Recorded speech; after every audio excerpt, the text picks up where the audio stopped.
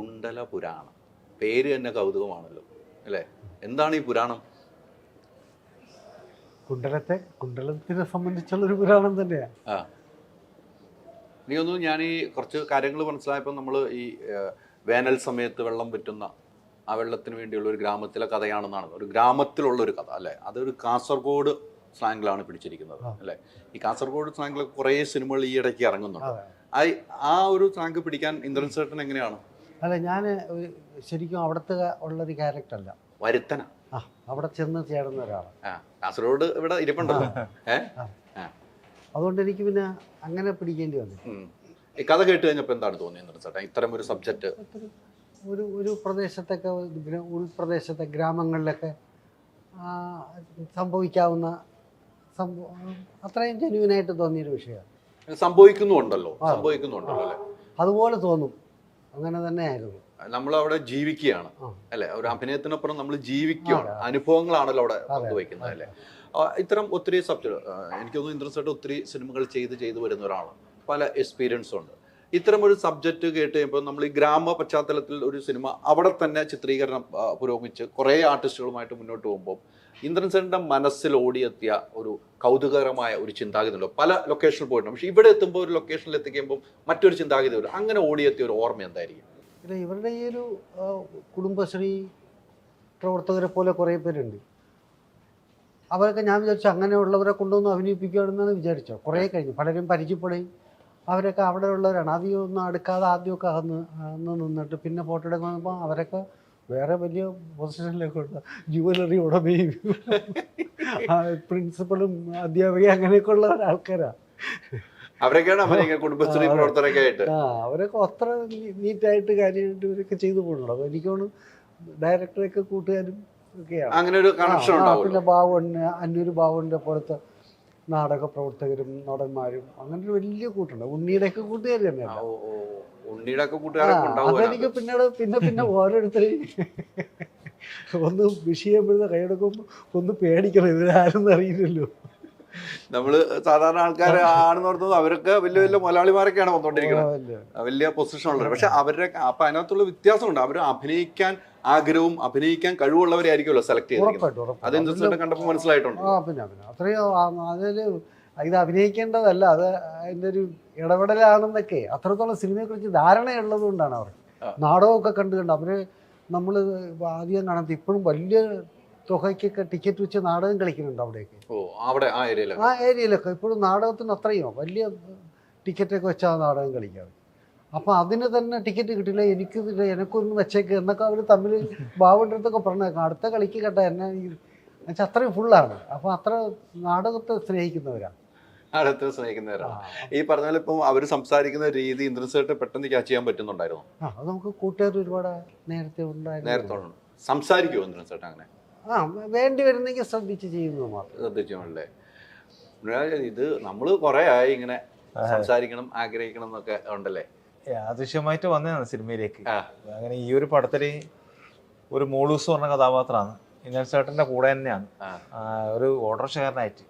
അപ്പൊ നമ്മളെ ഇപ്പം ആടയിടയിലൊക്കെ വേഷം ചെയ്തിട്ടുണ്ടെങ്കിലും അങ്ങനെ മുഴുന്നുള്ള വേഷം കുറച്ച് കുറവാണ് ചെയ്തത്. അപ്പോൾ ഇതില് ത്രൂട്ടായിട്ട് വേഷം ചെയ്യാൻ പറ്റിയിട്ടുണ്ട്. പിന്നെ നമ്മളെ നാട്ടിൽ തന്നെയാണ് ഷൂട്ട്. നമ്മുടെ വീടും നമ്മളൊരു 10-20 മിനിറ്റ് ദൂരെ ഇല്ലും. പിന്നെ അടുത്ത നമ്മുടെ നാട്ടിൽ ഇപ്പോഴത്തെ പ്രത്യേകത വെച്ചാല് ഒരു കിണറിലെ വീട് ഇപ്പോൾ ഉണ്ട്. അവിടെ നിന്ന് കിണറില്ലെങ്കിലും ഒരു ദിക്കിൽ കിണർ, അവിടെ തന്നെ വെള്ളം കോരാൻ വരുന്ന സംഭവം ഇപ്പോൾ ഉണ്ട്. ഇപ്പൊ കുറച്ച് കുറഞ്ഞാണെങ്കിലും ഒരു 5-10 കൊല്ലം മുമ്പ് എല്ലാം ഇപ്പം നമ്മളെല്ലാം അങ്ങനെയാണ് ഉണ്ടായത്. അപ്പൊ അതിന്റെ പ്രത്യേകത വെച്ചാല് ആ ഭാഗത്തെല്ലാം വരുമല്ലോ. അപ്പൊ അങ്ങോട്ടും ഇവിടെ കൂട്ടായ്മ എപ്പോഴും ഉണ്ടായിക്കൊണ്ടിരിക്കും. നമ്മളെ ഈ വീട്ടിലൊരു സാധനം കുറവുണ്ടെങ്കിൽ എന്തെങ്കിലും ഒരു അരിയോ അല്ല എന്തെങ്കിലും പഞ്ചസാരോ എന്തെങ്കിലും കുറവുണ്ടെങ്കിൽ അപ്പുറം പോണിച്ചും ഇത് അപ്പുറം കൊടുക്കുന്ന സംഭവം ഇപ്പോൾ നിലനിൽക്കുന്നുണ്ട്. കയ്യാല മാത്രമല്ല, നാട് ഇപ്പോൾ ഉണ്ട് നമ്മുടെ നാട്ടില്. കയ്യാല മണ്ണിന്റെ ചെറുതിട്ടിട്ട് സീമൊക്കെ നിലം കുഴിച്ചിടുന്ന ഒരു സംഭവം ഇപ്പോൾ നമ്മുടെ നാട്ടില് ഇഷ്ടം പോലെ ഉണ്ട്. കാസർഗോഡ് ഏരിയ അങ്ങനെയാണ് ഇപ്പം വന്നത്. അപ്പോൾ നന്മയും സ്നേഹവും ഉണ്ട്, ഉറവറ്റാത്ത കിണറാണ്. അപ്പം ആടെ നന്മയിലൊരു വേണോട്ടനും ആ ചുറ്റുപറ്റിലെ കുറേ ആൾക്കാരും ഒരു സ്നേഹമില്ല ബന്ധങ്ങളും. പിന്നെ കുടുംബശ്രീ പെണ്ണുങ്ങൾ തന്നെ ഒരുപാട് അഭിനയിച്ചിട്ടുണ്ട്. അല്ലെ പുതിയ ആൾക്കാരാണ് കൂടുതലും അഭിനയിച്ചതൊക്കെ. അപ്പോൾ അഭിനയിക്കേണ്ടി വന്നിട്ട് എല്ലാവരും അവർ ചെയ്യുന്ന പരിപാടി തന്നെ ആണ് അടുത്തത്. ഈ നന്മ പറ്റാത്ത വേണു, അതെ, അത് ആ സിനിമ പോലെയല്ല, ജീവിതത്തിൽ അങ്ങനെ തന്നെയാണ് സത്യം. അതെ കൂടെ അഭിനയിക്കുക കുറേയായിട്ട് ചെയ്തിട്ടുണ്ട്. അപ്പൊ നിങ്ങൾ ചെയ്തിട്ടുണ്ടല്ലോ. വേണേട്ടനെ ഇപ്പൊ അടുത്ത പടത്തിലും ഇറങ്ങാൻ വന്ന പടത്തിലും കനകരാജ്യത്തിലും കൂടെ ഉണ്ട്, അഭിനയിച്ചിട്ടുണ്ട്. അല്ല ഇതിനു മുമ്പേയും 3-4 പടത്തിലൊക്കെ ചെയ്തിട്ടുണ്ട്. അപ്പം ഇന്ദ്രൻ ചേട്ടനും നമ്മൾ വലിയ എന്താ ഏതോ കാലം മുതൽ കാണുന്ന നമ്മുടെ സിനിമയില് നമ്മളിപ്പോൾ അടുത്ത കാലത്ത് വന്നല്ലേ. ഇന്ദ്രൻ ചേട്ടൻ 10-30 വർഷം മുമ്പ് നമ്മൾ പടത്തിൽ കണ്ടിട്ട് അത്ഭുതപ്പെട്ടിട്ടുണ്ട്. തമാശയാണ് തമാശ. ഇപ്പൊ പിന്നെ ഇപ്പൊ സീരിയസ് ആയിട്ട് ചെയ്യുന്നുണ്ട്. എല്ലാം നമ്മൾ ഏകദേശം എല്ലാ പടവും കണ്ടിട്ടുണ്ടാകും. തോന്നുന്നു കാണാത്ത പടം കുറവാണ്. അന്ന് ഇപ്പോഴാണ് കുറച്ച് പടം കാണാതെങ്കിലും പണ്ട് എല്ലാ പടവും കാണുന്ന ആൾക്കാരല്ലേ നമ്മളെല്ലാം. കൂടുതലും തിയേറ്റർ മാത്രമല്ല, ഓൺലൈൻ മാത്രമല്ല ഉണ്ട്. ഇപ്പോഴെല്ലാം ഓൺലൈനും കാര്യങ്ങളും കാണാൻ നോക്കുക ശ്രമിക്കുന്നത്. അതെ, എന്തായാലും നല്ല സിനിമയുടെ ഭാഗമാകുന്നു തീർച്ചയായും അല്ലെ. അതിന്റെ ഒരു സന്തോഷം മുഖത്തുണ്ട്. വലിയ സന്തോഷമാണ്. നല്ല പടത്തിന്റെ ഭാഗമാകുക എന്ന് പറയുന്നത് വലിയ സന്തോഷമാണ്. മാത്രല്ല ഞാൻ നിങ്ങളെ ഇങ്ങനെ കാണാൻ വേണ്ടി വിചാരിക്കുക. അപ്പൊ നിങ്ങളെ കൂടെ നമുക്ക് എനക്കൊരു പ്രൊമോഷൻ കിട്ടിയ പോലെയാണ് ഇന്റർവ്യൂ. ഞാൻ കുറെ ഇന്റർവ്യൂ ചെയ്ത് ഞാൻ വിചാരിക്കുന്നത് നിങ്ങളെ കണ്ട് നിങ്ങളോടൊപ്പം സംസാരിക്കണം. ഞാൻ ചിലപ്പോൾ അങ്ങനെ ഉണ്ടല്ലോ, ചില നിമിത്തങ്ങൾ ഉണ്ടാവുന്നുണ്ട്. അതായിരിക്കും ഈ ദിവസവും. പിന്നെ ഇന്ദ്രൻ ചേട്ടനൊപ്പം ഇങ്ങനെ ഒരു ഇന്റർവ്യൂവിൽ പങ്കെടുക്കുക എന്ന് പറയുന്നത് നിങ്ങൾ അങ്ങനെ ഇരുന്നിട്ടില്ല, അഭിനയിച്ചു പോയിട്ട് ഒരിക്കലും ഇരിക്കാൻ പറ്റിയിട്ട. അഭിനയിക്കാൻ പറ്റിയിട്ടുണ്ടെങ്കിലും അതും ഒരു എൻ്റെ ഒരു യാത്രയിലെ എൻ്റെ ഊർജ്ജവും എൻ്റെ പ്രൊമോഷനായിരിക്കാം. തീർച്ചയായിട്ടും. ഇന്ദ്രൻ ചേട്ടാ, ഈ ഉണ്ണിയെ സംബന്ധിച്ച് നമുക്ക് അറിയാവുന്നതല്ലേ, എത്രയോ നമുക്ക് മിനി സ്ക്രീനിൽ കണ്ട് നമ്മൾ കയ്യടി വാങ്ങുന്ന ആളാണ്. നിങ്ങൾ നമ്മൾ കുറേ സിനിമകൾ ഒരുമിച്ച് അഭിനയിച്ചിട്ടുണ്ട്. ഈ ഒരു യാത്രയിൽ എപ്പോഴും കൂടെ കൂട്ടാവുന്ന സുഹൃത്തുക്കൾ വളരെ ചുരുക്കമായിരിക്കും എല്ലാവർക്കും അല്ലേ. എല്ലാവർക്കും അങ്ങനെ ആയിരിക്കും. അങ്ങനെ ഒരു സുഹൃത്ത് വലത്ത് നിങ്ങൾ കുറേ സിനിമയിൽ അഭിനയിച്ചു. ഇപ്പോൾ പറഞ്ഞൊരു വാക്കാണ്, ഇങ്ങനെ ഒന്ന് ഒരുമിച്ചിരുന്ന് ഇന്റർവ്യൂ നടത്താൻ ഇന്ന് വേറെ സിനിമയിൽ ഒരുമിച്ചിരിക്കാൻ പറ്റിയിട്ടില്ല, അഭിനയിച്ചു പോകുന്നു. അതൊക്കെ ഒരു മനസ്സിൽ തട്ടി പറയുന്നതായിട്ട് എനിക്ക് തോന്നിയിരിക്കുന്നത്. ഇന്ദ്രൻ ചേട്ടൻ ഒരു കാഴ്ചപ്പാട് എങ്ങനെയാണ് ഈ ഒരു ആക്ടറെയാണ് ഞാൻ എനിക്ക് കുറച്ച് കൂടുതൽ സ്വാതന്ത്ര്യമായിട്ട് ഇവിടെ വെച്ച് കണ്ടാൽ വിളിക്കാനോ അല്ലെങ്കിൽ കൂടെ കൂട്ടാനൊക്കെ എങ്ങനെയോ ഒരു അടുപ്പം തോന്നും ഉണ്ണിയെ കാണുമ്പോഴത്തേക്ക്. അങ്ങനെ പ്രത്യേകിച്ച് ഒരു നടനായിട്ട് തോന്നൂല,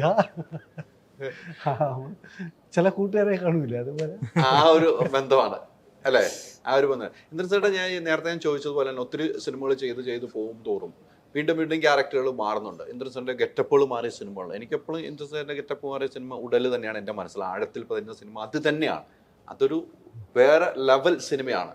അത്തരമൊരു കഥാപാത്രങ്ങൾ വീണ്ടും ഇന്ദ്രൻ ചേട്ടനെ തേടി വന്നിട്ടുണ്ടോ? ഇങ്ങനെ ഒരു കഥാപാത്രങ്ങൾ തേടി വന്നിട്ടുണ്ടോ? ആ രീതിക്ക് ഒരു മൂടുള്ള കഥാപാത്രം ചില കഥാപാത്രങ്ങൾ ക്യാരക്ടറൊക്കെ പറഞ്ഞിട്ടുണ്ട്. പക്ഷെ നമ്മൾ ചിലപ്പോൾ വിചാരിക്കുന്നതല്ല, മേക്ക് ചെയ്തെടുക്കുന്നതിൻ്റെ ഒരു അതിന്റെ കഴിവ് വേറെയാണ്. അതൊക്കെ ഉണ്ട്. അപ്പോൾ എല്ലാം ഓരോ സിനിമയും വരുമ്പം വ്യത്യാസമുള്ളൊരു കഥാപാത്രവും ഭയങ്കരമായിട്ട് സ്വപ്നം കണ്ടിട്ടൊക്കെയാണ് പോണത്. ചിലപ്പോൾ ചിലയിടത്ത് എല്ലാം ഉടഞ്ഞു വീഴും, ചിലപ്പോൾ അതങ്ങനെ വരും, ചിലപ്പോൾ പരിക്കില്ലാതെ പോകും. അങ്ങനെയൊക്കെയാണ് എല്ലാ ആവേശത്തോടെ തന്നെയാണ് തുടങ്ങുന്നത്. വരുന്നുണ്ട്.